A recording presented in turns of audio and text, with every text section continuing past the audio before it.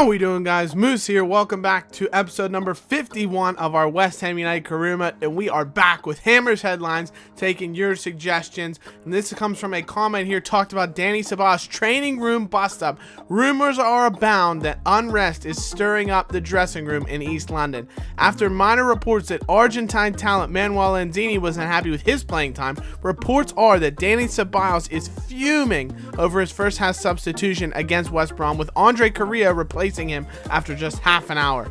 The Spanish star is furious at manager Moose and is said to be angling for a move back to his native Spain. With Real Madrid having made a £20 million bid for the former Real Betis man last summer, could they come in again for a cut price deal for the unhappy midfielder? Only time will tell, and that comes from a suggestion from one of the viewers saying Carrillo back to Real Madrid possibly, and who knows, we could see that in the next transfer window. We also have a little mini mailbag section here. Comment from Sean Wolfgang. He says, with so many players deserving of time, do we plan on shipping out disgruntled players in the summer window regardless of skill or playing time they might have?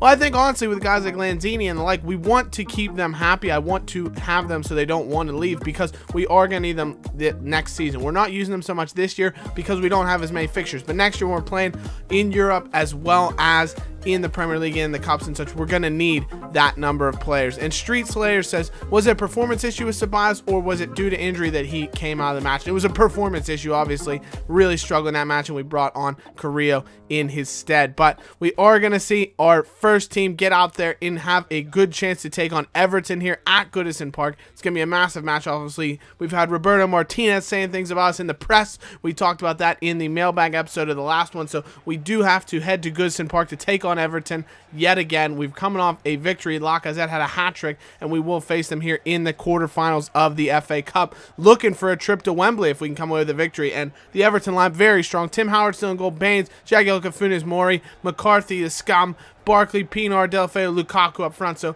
the Everton team that you do know, and if you're an Everton fan, you might love.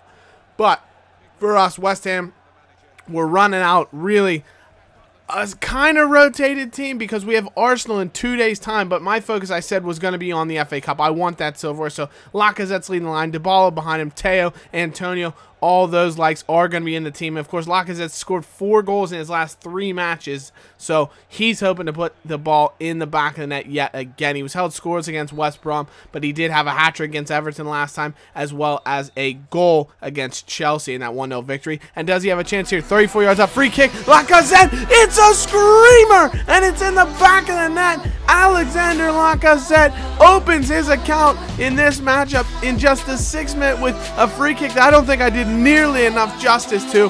That is a screamer from 34 yards out. Payet-esque, dare I say. He curls it into the top corner. Tim Howard does get a hand to it, but it's inch perfect, and he's not keeping that out.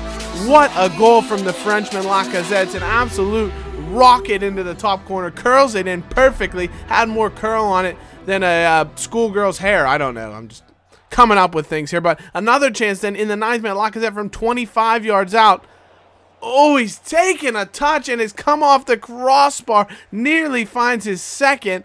And it's a really, really good chance there for Alexander Lacazette to make it 2. But we are up just 1-0. Butland comes out to claim a corner in the 29th minute. Gets nowhere near the ball. And luckily for us, Barkley's header does go over the top of the bar into the 31st minute. Now, Delafeu does have his first shot blocked. Dances through a couple of defenders. And Jack Butland holds his ground and makes a fantastic save on the Spanish winger to keep things as they stand. Antonio linking up well with his fellow, not his fellow Spaniard, Delafeu's fellow Spaniard, Teo, who gets plenty of space here, opens up his legs to run, and it is unfortunate that he's not able to beat Tim Howard, who makes a really good save. Chance now as Antonio plays the ball inside to Lacazette, dances inside a couple of defenders, plays it back to Mark Noble, our skipper, lays it back off to Lacazette, hits it on the turn, and Tim Howard equal to the task yet again with another really good save. But Everton now into the second half. Nice little tiki-taka play. They're starting off with McCarthy strikes it. It's deflected off of Aaron Cresswell, and it does come off the crossbar as we look to hold on to that 1-0 lead. Whipped in ball for Lukaku, and Everton have struck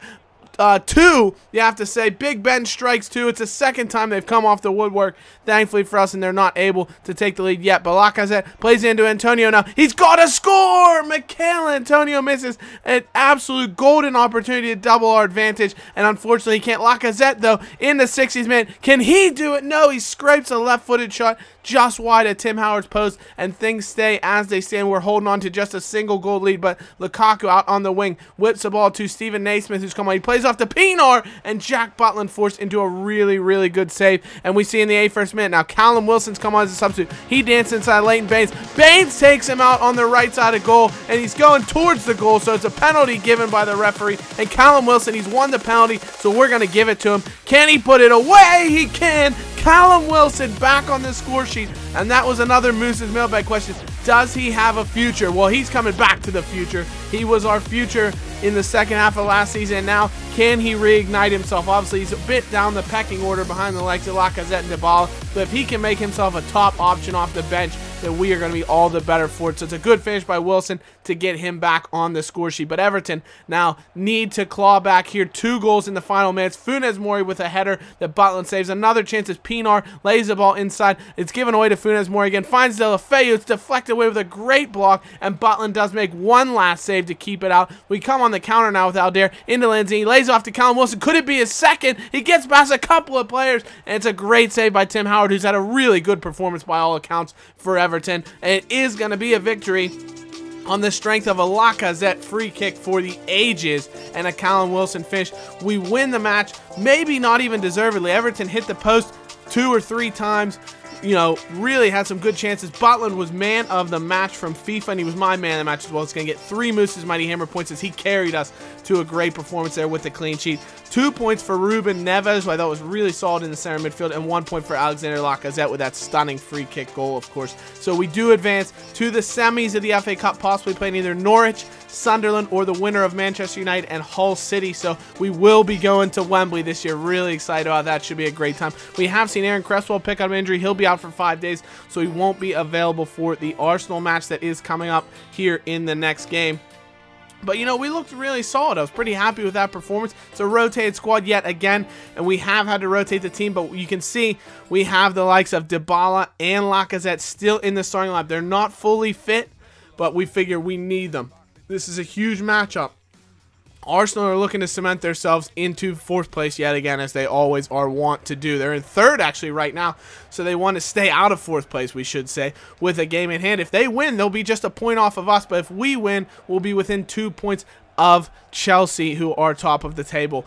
Dybala first in the Premier League with 15 goals, and Carlos Mane, hat-trick in his last match. He was a player we've been linked to for 2 or 3 windows. We looked at him. He was at Sporting Lisbon, of course, the winger, and we never brought him in. So can he make an impact against a team that really wanted him? But we'll see the likes of Carrillo coming in alive, Oxford. So we're giving some young boys a chance to see what they can do. Medin's going to be in alive as well against a really strong Arsenal lineup. So can these young boys make something happen against the likes of an Arsenal team that has Mane? They've brought in David Luiz to complement their team at the back. So he's going to have a lot more pace than Mertesacker, but maybe not the discipline. So we'll hopefully look to take advantage of that. And Dybala here early on the 5th minute plays into Lacazette. He dances around David Luiz, and it is a good save by Peter Cech to keep things at 0-0 early on. But Giroud here, the ball's flipped on. Can Mane be the man? He scored 3 in his last matchup, but he hasn't got one here yet, as he does miss the net behind Jack Butland. Free kick there as Walcott decides not to hit it. Cazorla goes for it, and thankfully he misses. I showed this one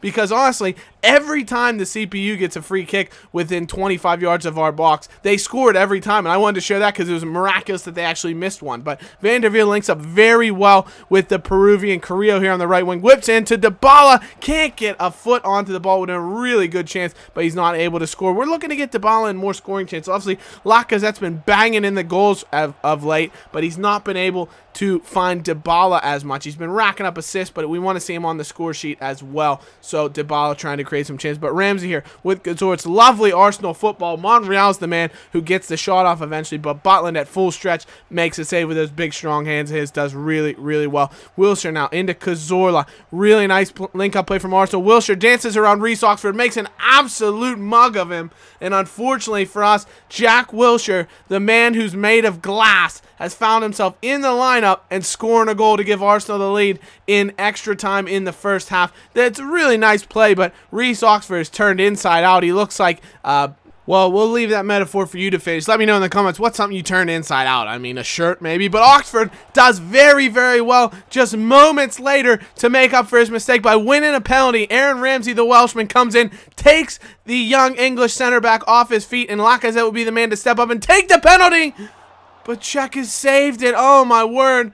Arguably the best keeper in the Premier League, one of the best shot stoppers, no doubt about it, has stopped a huge shot there from Lacazette, and it's a fantastic tackle from Winston Reid on Mane to keep us just a single goal behind as he looked to break in on goal. But Mane, again, trying to take advantage of Reece Oxford here, whips the ball inside, only as far as Cazorla, who heads it, but thankfully took all the power out of it, and Butland made the save. As we look to find that equalizer, Vandervelde has marauded down the right-hand side, whips into Gabriel, who's come on as a substitute, eventually to Lacazette on the turn, and Cech with another save. He's certainly gotten the French striker's number here today, but Dybala wins a penalty in the 75th minute, and hopefully second time is the charm for Lacazette. We talked about David Luiz's rashness as a defender, and he does take out Paulo Dybala. Lacazette to step up and take it, and it's a second time's the charm. It's in the back of net. He goes the same way. Cech doesn't, though, and it's in the back of net. We found that equalizer, which is absolutely huge for us. We could not afford to be giving away 3 points to,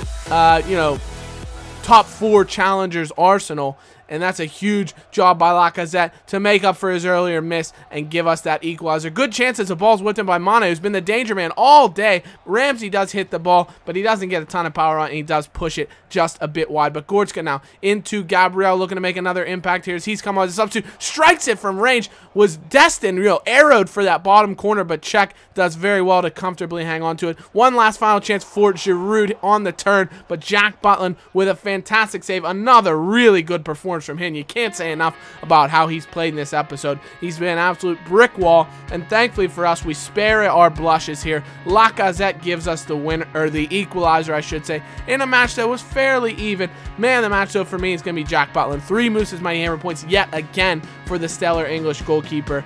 2 Moose's Mighty Hammer points for Leon Goretzka, who doesn't get a great rating from FIFA, but I thought played very well. And 1 point for Reece Oxford, who had one real noticeable mistake, but played very well overall. So that's going to be it for this episode, guys. Let me know if you have any Hammers headline suggestions for next episode. Be sure to leave a like if you are enjoying the episodes every single time one comes out. Subscribe to the channel if you are new, and as always, we'll see you guys in the next episode. Thank you so much for watching. Take care. Bye-bye. Like we always do with this time.